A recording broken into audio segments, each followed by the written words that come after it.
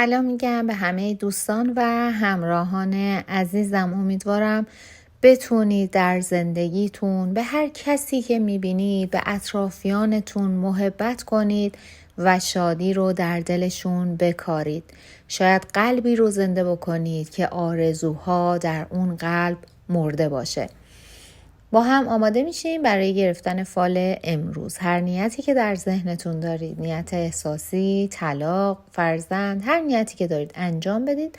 تا چند ثانیه دیگه میریم سراغ دیوان و من غزل و تفسیرش رو براتون میخونم.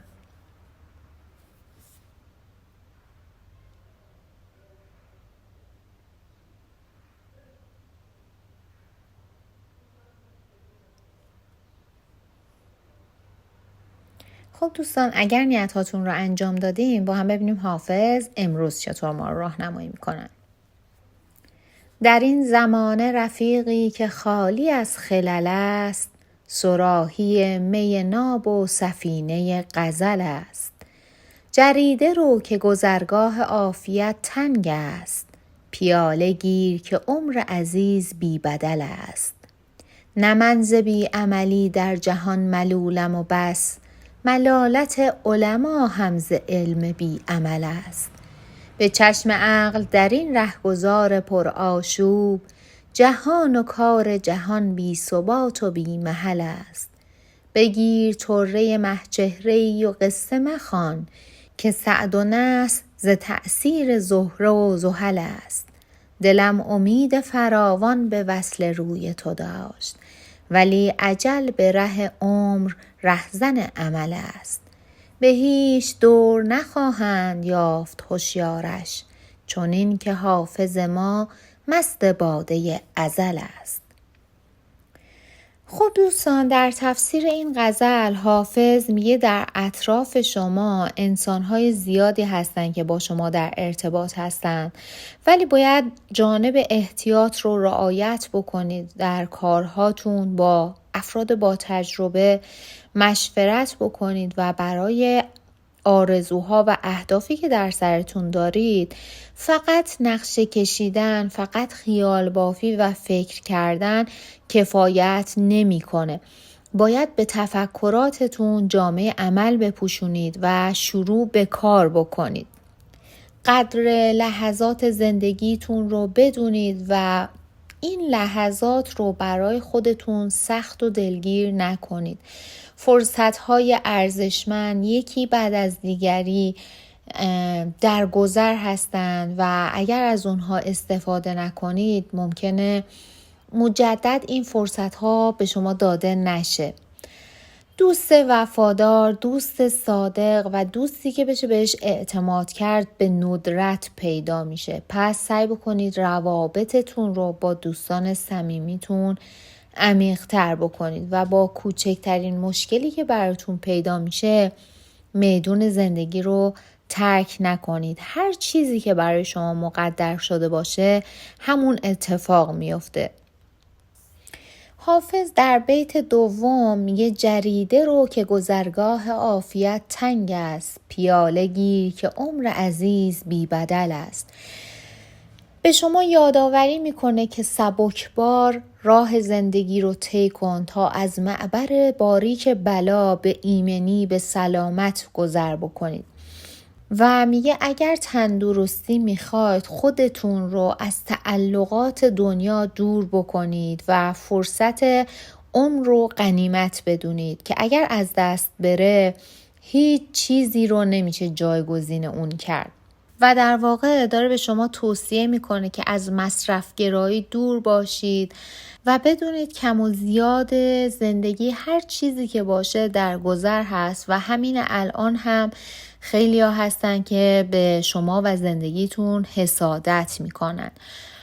و حافظ میگه اخیراً از کسی ناراحت شدید، رنجیده خاطر شدید، حرفی بینتون پیش اومده و باید بدونید که سطح درک این شخص از رفاقت و از رابطه شما در همون حد حرفایی بوده که بین شما رد و بدل شده و بیشتر از این نباید ازش توقع داشته باشید. بهتره رابطتون رو با این فرد کم و کمتر بکنید و ازش فاصله بگیرید. حافظ میگه به زودی خبر خوبی یا پولی به دستتون میرسه، ولی بر اثر بی‌مبالاتی، بر اثر بی‌دقتی شما این موقعیت رو از دست میدید و باعث افسوس خوردن شما میشه. پس داره شما رو آگاه میکنه از همچین اتفاقی که اگر در چنین شرایطی و در چنین موقعیتی قرار گرفتید حواستون رو جمع بکنید و دقت داشته باشید. در ادامه حافظ میگه از فرصت‌هایی که در اختیارتون قرار میگیره به خوبی استفاده بکنید، چون کسی که مدت‌ها منتظر اومدنش بودید به زودی پا در زندگی شما میذاره و باعث موفقیت‌های معنوی شما میشه. در تصمیماتی که دارید عجله نکنید، صبور باشید و بدونید که الان زمان استفاده از فرصت‌ها هست و باید قدردان لحظات و موقعیت هایی که بهتون رو میاره باشید. دوستان اگر نیت خرید و فروش داشتید، باید بگم فروش توصیه میشه ولی خرید در حال حاضر به صلاح نیست. فعلا نباید معامله انجام بشه چون مقدماتش آماده نیست.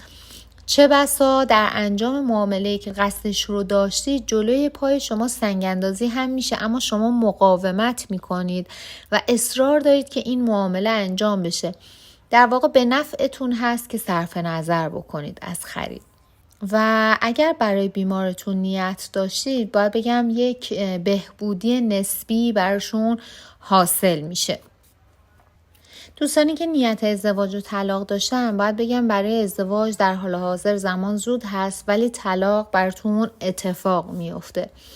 و دوستانی که نیت تحصیلی یا مهاجرت برای تحصیل داشتن، باید بگم که یک موفقیت علمی در طالع شما هست و براتون اتفاق میفته، به شرط اینکه تردید رو کنار بذارید و تلاشتون رو 2 برابر بکنید و بدونید که انسان‌های موفق از زمانشون، از فکرشون به خوبی بهره میگیرن، به موقع موقعیت‌ها رو تشخیص میدن و ازش به نفع خودشون استفاده میکنن.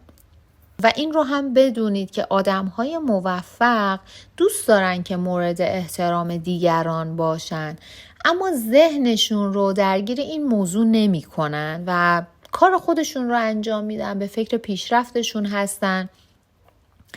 اما افراد ضعیف برای رسیدن به این هدف، برای اینکه مورد احترام دیگران باشن، دست به هر کاری میزنن و در نهایت هم با شکست روبرو میشن و به هدفشون هم نمیرسن، چون در واقع ذهنشون درگیر این هست که مورد احترام بقیه و مورد تایید بقیه باشن و خیلی روی کاری که انجام میدن متمرکز نمیشن. در آخر هم حافظ میگه ملاقاتی براتون پیش میاد که باعث پریشانی شما میشه. علتش عجله و شتاب زدگی از طرف شما هست و اینکه نسبت به طرف مقابلتون خیلی اطلاعاتی ندارید. بهتر خیلی عجله نکنید در این مورد. و در مورد نیتی که دارید، حافظ میگه این نیت برای شما اتفاق میفته به شرط اینکه تلاشتون رو بیشتر بکنید و با دقت این کار رو انجام بدید. جوانب کار رو در نظر بگیرید و به درستی این کار رو انجام بدید. خب دوستان، امروز قصد داشتم در انتهای این ویدیو یه شکرگزاری انجام بدم برای اینکه قدرت جذبمون رو افزایش بدیم و در طول روز هر از گاهی این کلمات رو با خودمون تکرار بکنیم. شما هم اگر دوست داشتید خوشحال میشم در این شکرگزاری افزایش قدرت جذب با من همراه باشید. خدایا، سپاسگزارم که هر مبلغی رو که خرج میکنم بلا فاصله هزاران برابرش رو به هم برمیگردونی.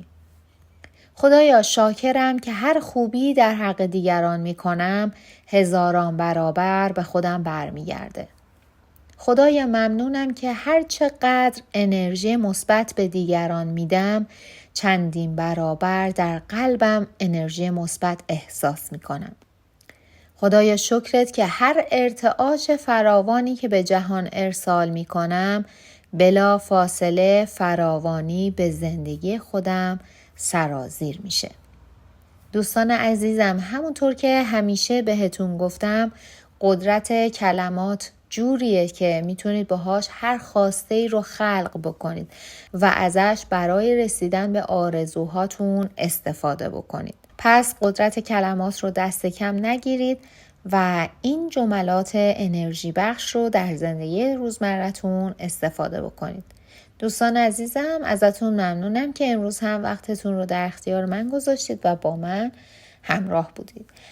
همونطور که قبلا هم بهتون گفتم، یکی از لذت بخشترین کارهایی که من بین کارهای روزمرم انجام میدم اینه که ببینم ویدیوها چند تا ویو خورده، چند نفر به جمع ما اضافه شدن و بهترین قسمت این کار برای من خوندن کامنت های پرمهر و محبت شما عزیزان هست که این انگیزه و این انرژی رو در من ایجاد میکنه که من با تمام دغدغه ها و تمام مشکلاتی که دارم، چه در محل کار و چه در منزل، اما دوست دارم این راه پرفراز و نشیب رو با شما و در کنار شما عزیزان طی بکنم.